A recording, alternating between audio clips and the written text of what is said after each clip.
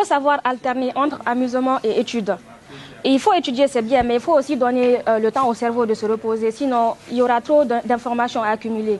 Donc c'est vrai que j'ai étudié beaucoup, mais j'ai aussi pris du temps pour moi, pour permettre à mon cerveau de se reposer. Bonjour, je réponds au nom de Malom Magasuba, élève au complexe scolaire Saint-Georges de Symphonia en classe de terminale sociale.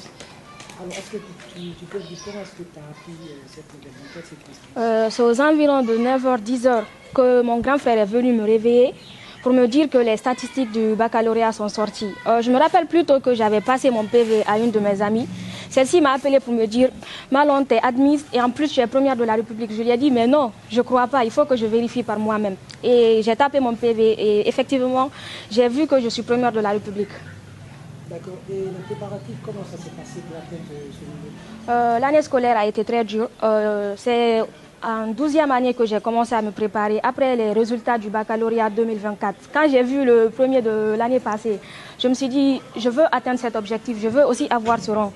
J'ai parlé directement à mon père, je dis commençons à nous préparer pour que j'atteigne cet objectif l'année prochaine. Du coup, durant cette année, j'ai eu beaucoup de profs à la maison, principalement un prof de maths et un prof de français. Je reste à l'école jusqu'à 17h et dès que je rentre, j'enchaîne directement les révisions. Je pouvais taper des fois 8 à 9 heures de révision plan, juste pour enchaîner et pour ne pas être en retard sur les programmes. C'est comme ça que je me suis préparée durant l'année scolaire. Quel a été votre secret? Le secret, c'est la rigueur. Il faut savoir alterner entre amusement et études. Et il faut étudier, c'est bien, mais il faut aussi donner le temps au cerveau de se reposer, sinon il y aura trop d'informations à accumuler. Donc c'est vrai que j'ai étudié beaucoup, mais j'ai aussi pris du temps pour moi, pour permettre à mon cerveau de se reposer un peu. Est-ce que tu as fait des nuits blanches?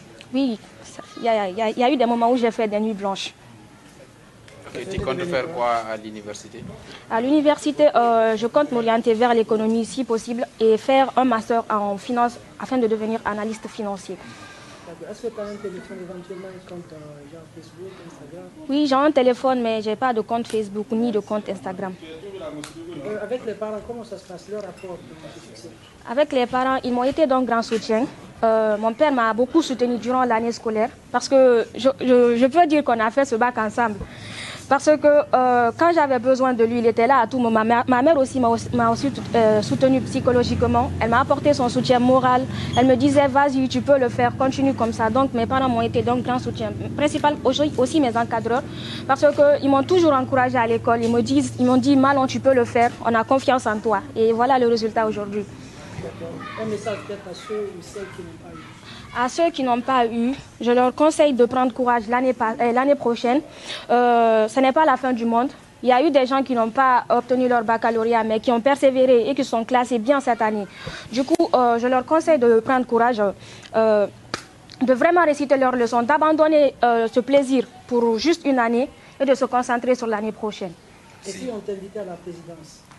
Si on m'invite à la présidence, j'irai avec plaisir. Ça sera un plaisir pour moi de rencontrer le président de la République et de discuter avec lui. Merci.